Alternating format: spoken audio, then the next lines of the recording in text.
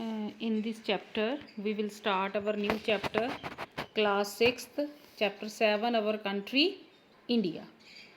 In this chapter we will read about India and its position. This is an introductory video about this chapter. See on the map of the India, our country is a subcontinent.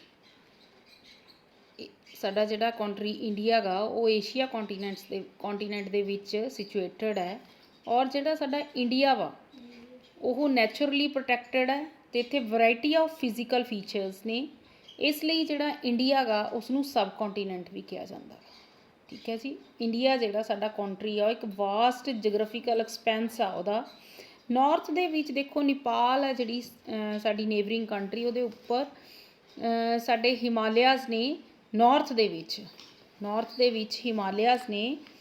ਇਹ ਸਾਡਾ ਕੀ ਆ, natural border ਹੈ। ਸਾਡੀ ਜਿਹੜੀ country ਆ ਉਸ ਨੂੰ ਕਿਸੇ ਵਾਲ ਦੀ ਜ਼ਰੂਰਤ ਨਹੀਂ ਹੈਗੀ। ਠੀਕ ਹੈ, ਜਿਵੇਂ ਅਮਰੀਕਾ ਵਗੈਰਾ ਗਾ ਜਿਹੜਾ ਉਹਨਾਂ ਨੇ ਆਪਣੇ ਦੇਸ਼ਾਂ ਨੂੰ ਅਲੱਗ ਕਰਨ ਲਈ ਕੰਧ ਬਣਾਈ ਹੋਈ ਆ, ਬਟ ਇੰਡੀਆ ਹੈਗਾ ਜਿਹੜਾ ਉਸ ਨੂੰ ਆਪਣੇ ਕੰਟਰੀਜ਼ ਨਾਲੋਂ, ਦੂਸਰੇ ਨੇਬਰਿੰਗ ਕੰਟਰੀਜ਼ ਦੇ ਨਾਲੋਂ ਅਲੱਗ ਕਿਵੇਂ ਆ, ਉਹਦੇ ਨੈਚੁਰਲ ਚੀਜ਼ਾਂ ਨੇ ਜਿਹੜੀਆਂ ਉਹਨਾਂ ਦੇ ਨਾਲ ਅਲੱਗ ਆ। ਠੀਕ ਹੈ ਜੀ, ਨੌਰਥ ਦੇ ਵਿੱਚ ਹਿਮਾਲਿਆ ਨੇ, ਸਾਊਥ ਦੇ ਵਿੱਚ ਓਸ਼ਨ ਹੈ ਜਿਹੜਾ ਸਾਨੂੰ ਸਾਡੇ ਨੇਬਰਿੰਗ ਕੰਟਰੀਜ਼ ਦੇ ਨਾਲੋਂ ਅਲੱਗ ਕਰਦਾ ਗਾ। ਇਹ ਸਾਰੇ ਨੈਚੁਰਲ ਪ੍ਰੋਸੈਸ ਨੇ। ਠੀਕ ਹੈ ਜੀ, ਕੁਦਰਤ ਦੀਆਂ ਬਣਾਈਆਂ ਹੋਈਆਂ ਸੋਮੇ ਨੇ। ਦੇਖੋ ਪਹਿਲਾਂ ਜਿਹੜਾ ਪਾਕਿਸਤਾਨ ਸੀ ਉਹ ਵੀ ਇੰਡੀਆ ਦੇ ਵਿੱਚ ਸੀ, ਤਾਂ ਉਸ ਦੇ ਉੱਪਰ ਵੀ ਦੇਖੋ ਜਿਹੜੀ ਲਾਈਨ ਲੱਗੀ ਹੋਈ ਆ ਉਹ ਵੀ ਹਿਲਸ ਨੇਗੀਆਂ। ਠੀਕ ਹੈ, ਉਹਦੇ ਨਾਲ ਉਹ ਅਫਗਾਨਿਸਤਾਨ ਨਾਲ ਸੈਪਰੇਟ ਹੁੰਦਾ ਸੀ ਸਾਡਾ ਇੰਡੀਆ। ਠੀਕ ਹੈ, ਉਸ ਤੋਂ ਬਾਅਦ ਪਾਰਟੀਸ਼ਨ ਹੋਈ, ਪਾਕਿਸਤਾਨ ਸਾਡੇ ਨਾਲੋਂ ਅਲੱਗ ਬਣ ਗਿਆ। ਠੀਕ ਹੈ, ਅਤੇ ਚਾਈਨਾ ਅਤੇ ਜਿਹੜੇ ਇੰਡੀਆ ਗਾ, ਠੀਕ ਹੈ, ਉਹਨਾਂ ਨੂੰ ਸਾਨੂੰ ਕੌਣ ਪ੍ਰੋਟੈਕਟ ਕਰਦਾ, ਹਿਮਾਲਿਆਜ਼ ਪ੍ਰੋਟੈਕਟ ਕਰਦੀਆਂ ਨੇ। ਇਹਦੇ ਵੈਸਟ ਦੇ ਵਿੱਚ ਅਰੇਬੀਅਨ ਸੀ ਆ, ਔਰ ਈਸਟ ਦੇ ਵਿੱਚ ਬੇ ਆਫ ਬੰਗਾਲ ਹੈ। ਠੀਕ ਹੈ ਜੀ, ਇਹ ਤਿੰਨੋਂ ਵਾਟਰ ਬਾਡੀਜ਼ ਨੇ ਜਿਹੜੀਆਂ ਸਾਡੀਆਂ ਸਾਊਥ ਦੇ ਵਿੱਚ। ਇਹ ਸਾਡਾ ਜਿਹੜਾ ਇੰਡੀਆ ਵਾ ਇਹ ਤਿੰਨੋਂ ਸਾਈਡਾਂ ਤੋਂ ਵਾਟਰ ਆ ਜਿਹੜਾ ਉਸ ਨੂੰ ਕਵਰ ਕਰਦਾ ਵਾ, ਔਰ ਇਸੇ ਕਰਕੇ ਹੀ ਇੰਡੀਅਨ ਪੈਨਿਨਸੂਲਾ ਕਿਹਾ ਜਾਂਦਾ ਇਸ ਨੂੰ। ਠੀਕ ਹੈ ਜੀ, bay of Bengal in the east, Arabian sea in the west and Indian ocean in the south. India ਦੀਆਂ ਜਿਹੜੀਆਂ 3 ਸਾਈਡਸ ਨੇ ਉਹ ਵਾਟਰ ਦੇ ਨਾਲ ਕਵਰਡ ਨੇ, ਇਸ ਲਈ ਇਸ ਨੂੰ ਇੰਡੀਅਨ ਪੈਨਿਨਸੂਲਾ ਕਿਹਾ ਜਾਂਦਾ ਗਾ। ਠੀਕ ਹੈ ਜੀ, ਇਹ ਜਿਹੜਾ ਸਾਡਾ ਚੈਪਟਰ ਆ ਇਹਦਾ ਜਿਹੜਾ ਥੀਮ ਆ ਉਹ ਅਸੀਂ ਇਹਦੇ ਵਿੱਚ ਦੇਖਣਾ ਵਾ ਵੀ ਕੀ ਥੀਮ ਆ ਸਾਡੇ ਚੈਪਟਰ ਦਾ। ਸਾਡਾ ਜਿਹੜਾ ਇੰਡੀਆ ਗਾ ਇਹਦੀ ਜਿਹੜੀ ਪੋਜੀਸ਼ਨ ਆ ਉਹ ਇੱਕ ਯੂਨੀਕ ਪੋਜੀਸ਼ਨ ਹੈ। ਠੀਕ ਹੈ ਜੀ, ਮੈਂ ਤੁਹਾਨੂੰ ਦੱਸ ਚੁੱਕੀ ਹਾਂ ਵੀ ਅਸੀਂ ਨੈਚੁਰਲੀ ਕੁਦਰਤੀ ਤੌਰ 'ਤੇ ਸਾਨੂੰ ਸਾਡੇ ਨੇਬਰਿੰਗ ਕੰਟਰੀਜ਼ ਤੋਂ ਬਚਾਇਆ ਗਿਆ, ਸਾਡੇ ਇੰਡੀਆ ਕੰਟੀਨੈਂਟ ਨੂੰ।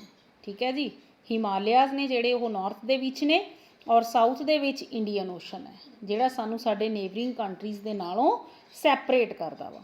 ਪੈਨਿਨਸੂਲਾ ਕੀ ਹੁੰਦਾ, ਪੈਨਿਨਸੂਲਾ ਉਹ ਪੀਸ ਆਫ ਲੈਂਡ ਆ ਜਿਹੜਾ ਵਾਟਰ ਦੇ ਨਾਲ ਸਰਾਊਂਡਡ ਹੁੰਦਾ 3 ਸਾਈਡਾਂ ਤੋਂ। ਜਿਵੇਂ ਸਾਡੀਆਂ 3 ਵਾਟਰ ਬਾਡੀਜ਼ ਨੇ, ਬੇ ਆਫ ਬੰਗਾਲ, ਇੰਡੀਅਨ ਓਸ਼ਨ ਅਤੇ ਅਰੇਬੀਅਨ ਸੀ। ਤਿੰਨੋਂ ਸਾਈਡਾਂ ਤੋਂ ਇਹ ਸਾਡਾ ਜਿਹੜਾ ਇੰਡੀਆ ਦਾ ਏਰੀਆ ਗਾ ਉਹ ਪਾਣੀ ਦੇ ਨਾਲ ਕਵਰਡ ਆ, ਇਸ ਕਰਕੇ ਇਹ ਏਰੀਆ ਨੂੰ ਇੰਡੀਅਨ ਪੈਨਿਨਸੂਲਾ ਕਿਹਾ ਜਾਂਦਾ ਵਾ। ਨੈਕਸਟ ਦੇਖੋ ਇੰਡੀਆ ਗਾ ਜਿਹੜਾ ਉਹ ਉਸਦਾ ਜਿਹੜਾ ਏਰੀਆ ਗਾ ਉਹ ਅਬਾਊਟ 3.28 ਮਿਲੀਅਨ ਆ। ਜਿਹੜਾ ਪੂਰਾ ਇੰਡੀਆ ਦਾ ਏਰੀਆ ਗਾ ਉਹ 3.28 ਮਿਲੀਅਨ ਸਕੁਏਅਰ ਕਿਲੋਮੀਟਰ ਹੈ। ਕਲੀਅਰ, ਅਤੇ ਨੌਰਥ ਤੋਂ ਸਾਊਥ ਐਕਸਟੈਂਟ ਤੱਕ, ਕਸ਼ਮੀਰ ਤੋਂ ਲੈ ਕੇ ਕੰਨਿਆ ਕੁਮਾਰੀ ਤੱਕ ਜਿਹੜੀ ਸਾਡੀ ਲੈਂਥ ਆ ਉਹ 3200 ਕਿਲੋਮੀਟਰ ਹੈ। ਅਤੇ ਈਸਟ ਵੈਸਟ ਜਿਹੜੀ ਐਕਸਟੈਂਟ ਆ ਅਰੁਣਾਚਲ ਪ੍ਰਦੇਸ਼ ਤੋਂ ਲੈ ਕੇ ਰੈਨ ਆਫ ਕੱਛ ਮਤਲਬ ਗੁਜਰਾਤ ਤੱਕ ਉਹ ਅਬਾਊਟ 2900 ਕਿਲੋਮੀਟਰ ਆ। ਮੈਪ ਦੇ ਵਿੱਚ ਦੇਖੋ ਬੇਟਾ, ਟੌਪ ਉੱਪਰ ਜੰਮੂ ਕਸ਼ਮੀਰ ਆ, ਬਿਲਕੁਲ ਨੀਚੇ ਕੰਨਿਆ ਕੁਮਾਰੀ ਆ। ਕਸ਼ਮੀਰ ਤੋਂ ਲੈ ਕੇ ਕੰਨਿਆ ਕੁਮਾਰੀ ਤੱਕ ਜਿਹੜੀ ਇੰਡੀਆ ਦੀ ਲੈਂਥ ਆ ਉਹ 3200 ਕਿਲੋਮੀਟਰ ਹੈ। ਠੀਕ ਹੈ ਜੀ, ਇੱਧਰ ਅਰੁਣਾਚਲ ਪ੍ਰਦੇਸ਼ ਆ ਜੀ, ਦੇਖੋ ਰੈੱਡ ਕਲਰ ਦੇ ਵਿੱਚ, ਉਹਦੇ ਤੋਂ ਲੈ ਕੇ ਇੱਧਰ ਗਰੀਨ ਈਸਟ ਦੇ ਵਿੱਚ ਗੁਜਰਾਤ ਹੈ ਜੀ, ਉੱਥੇ ਰੈਨ ਆਫ ਕੱਛ ਹੈ। ਉਸ 'ਤੇ ਹੈਗੀ ਉੱਥੋਂ ਤੱਕ ਸਾਡੀ ਜਿਹੜੀ ਬ੍ਰੈਡਥ ਆ ਇੰਡੀਆ ਦੀ ਉਹ 2900 ਕਿਲੋਮੀਟਰ ਆ। ਜਿਹੜਾ ਟੋਟਲ ਏਰੀਆ ਸਾਡੇ ਇੰਡੀਆ ਦਾ ਉਹ 3.28 ਮਿਲੀਅਨ ਸਕੁਏਅਰ ਕਿਲੋਮੀਟਰ ਹੈ। ਕਲੀਅਰ, ਜਿਹੜਾ ਸਾਡਾ ਇੰਡੀਆ ਗਾ ਉਸ ਦੇ ਵਿੱਚ ਅਲੱਗ-ਅਲੱਗ ਡਾਇਵਰਸਿਟੀ ਹੈ। ਅਸੀਂ ਸਵਿਕਸ ਦੇ ਵਿੱਚ ਰੀਡ ਕੀਤਾ ਵੀ ਅਲੱਗ-ਅਲੱਗ ਭਿੰਨਤਾਵਾਂ ਵਾਲਾ ਦੇਸ਼ ਆ ਜਿਹੜਾ ਸਾਡਾ ਇੰਡੀਆ ਗਾ। ਡਾਇਵਰਸਿਟੀ ਦੇ ਵਿੱਚ ਕੀ ਆ ਜਾਂਦਾ? Landforms, vegetation, language and culture, next climate, wildlife. ਸਾਡੀਆਂ ਜਿਹੜੀਆਂ ਲੈਂਡ ਫਾਰਮਸ ਨੇ, ਅਸੀਂ ਪਹਿਲੇ ਚੈਪਟਰ 'ਚ ਰੀਡ ਕੀਤਾ, ਮਾਊਂਟੇਨਸ, ਪਲੇਨਸ, ਪਲੈਟਿਊਜ਼, ਹਰ ਜਗ੍ਹਾ ਦੇ ਉੱਤੇ ਅਲੱਗ-ਅਲੱਗ ਤਰ੍ਹਾਂ ਦੀ ਇੰਡੀਆ ਦੀ ਲੈਂਡ ਫਾਰਮ ਆ।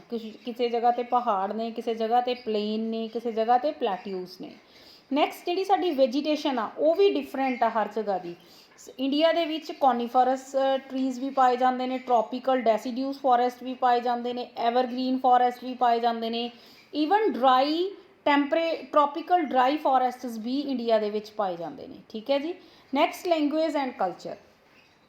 ਇੰਡੀਆ ਦੇ ਵਿੱਚ 777 ਲੈਂਗੁਏਜਿਸ ਬੋਲੀਆਂ ਜਾਂਦੀਆਂ ਨੇ। ਜਿਹੜੀਆਂ ਸਾਡੀਆਂ ਸਟੇਟਸ ਨੇ ਉਹਨਾਂ ਦੀਆਂ ਅਲੱਗ-ਅਲੱਗ ਭਾਸ਼ਾਵਾਂ ਨੇ। ਠੀਕ ਹੈ, ਉਹਨਾਂ ਦਾ ਅਲੱਗ-ਅਲੱਗ ਕਲਚਰ ਹੈ। ਤੁਸੀਂ ਪੰਜਾਬ ਹੀ ਲੈ ਲਓ, ਸਾਡੀ ਬੋਲੀ ਪੰਜਾਬੀ ਆ, ਬਟ ਪੰਜਾਬ ਦੇ ਵਿੱਚ ਵੀ ਡਿਫਰੈਂਟ ਲੈਂਗੁਏਜਿਸ ਬੋਲਣ ਵਾਲੇ ਲੋਕ ਰਹਿੰਦੇ ਨੇ। ਨੈਕਸਟ ਸਾਡਾ ਕਲਾਈਮੇਟ। ਕਲਾਈਮੇਟ ਵੀ ਡਿਫਰੈਂਟ ਆ, ਟਰੋਪੀਕਲ ਵੀ ਹੈ, ਸਬ ਟਰੋਪੀਕਲ ਵੀ ਹੈ, ਠੀਕ ਹੈ, ਡਰਾਈ ਵੀ ਹੈ।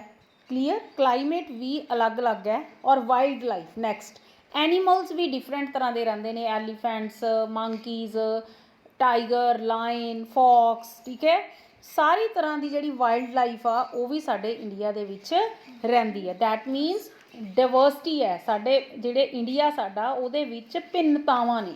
ਕਲੀਅਰ?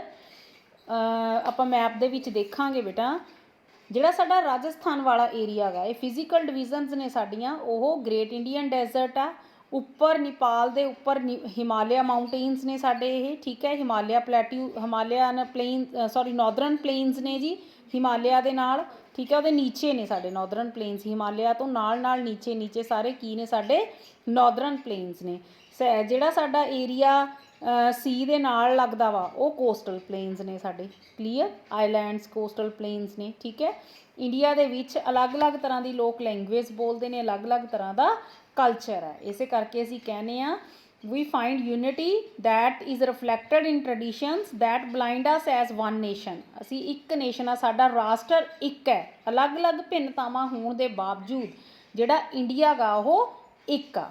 ਔਰ ਇੰਡੀਆ ਗਾ ਜਿਹੜਾ ਉਹਦਾ ਜਿਹੜਾ ਏਰੀਆ ਗਾ, ਏਰੀਆ ਵਾਈਜ਼ ਵਰਲਡ ਦੇ ਵਿੱਚ ਇੰਡੀਆ 7th ਲਾਰਜੈਸਟ ਕੰਟਰੀ ਆ। ਸਾਡਾ ਕਿਹੜਾ ਕਿੰਨੀ ਸਾਡੇ ਕੋਲ ਮਤਲਬ ਕਿ ਜਿਹੜਾ ਸਾਡਾ ਏਰੀਆ ਗਾ ਉਹ ਵਰਲਡ ਦੇ ਵਿੱਚੋਂ 7th ਪੋਜੀਸ਼ਨ 'ਤੇ ਆ। ਠੀਕ ਹੈ ਜੀ। ਅਤੇ ਜਿਹੜਾ ਪਾਪੂਲਸ ਕੰਟਰੀ ਆ ਇੰਡੀਆ ਜਿਹੜਾ ਸਾਡਾ, ਉਹ ਵਰਲਡ ਦੇ ਵਿੱਚ 2nd ਆ ਆਫਟਰ ਚਾਈਨਾ। ਸਭ ਤੋਂ ਜ਼ਿਆਦਾ ਪਾਪੂਲੇਸ਼ਨ ਚਾਈਨਾ ਦੀ ਆ, ਉਸ ਤੋਂ ਬਾਅਦ 2nd ਨੰਬਰ 'ਤੇ ਜਿਹੜੀ ਪਾਪੂਲੇਸ਼ਨ ਆ ਉਹ ਇੰਡੀਆ ਦੀ ਆ। ਇਹ ਬਹੁਤ ਦੁਖਦਾਈ ਗੱਲ ਆ ਵੀ ਅਗਰ ਇੰਨੀ ਸਪੀਡ ਨਾਲ ਹੀ ਸਾਡੀ ਪਾਪੂਲੇਸ਼ਨ ਵੱਧਦੀ ਗਈ ਤਾਂ ਇੰਡੀਆ ਗਾ ਜਿਹੜਾ ਉਹ ਨੰਬਰ 1 ਪੋਜੀਸ਼ਨ 'ਤੇ ਆ ਜਾਏਗਾ। ਠੀਕ ਹੈ, ਇਸ 'ਤੇ ਅਸੀਂ ਕੰਟਰੋਲ ਕਰਨਾ ਵਾ। ਕਲੀਅਰ? ਅਤੇ ਜੇ ਇਸੇ ਚੈਪਟਰ ਦੇ ਵਿੱਚ ਅੱਗੇ ਅਸੀਂ ਨੈਕਸਟ ਕਿਹੜੇ ਟੌਪਿਕਸ ਰੀਡ ਕਰਨੇ ਆ? Locational settings, Indians neighbours, political and administration divisions and physical divisions. ਇਸ ਚੈਪਟਰ ਦੇ ਵਿੱਚ ਅੱਗੇ ਅਸੀਂ ਇਹ ਸਾਰੀਆਂ ਚੀਜ਼ਾਂ ਐਕਸਪਲੇਨ ਕਰਾਂਗੇ। Thank you.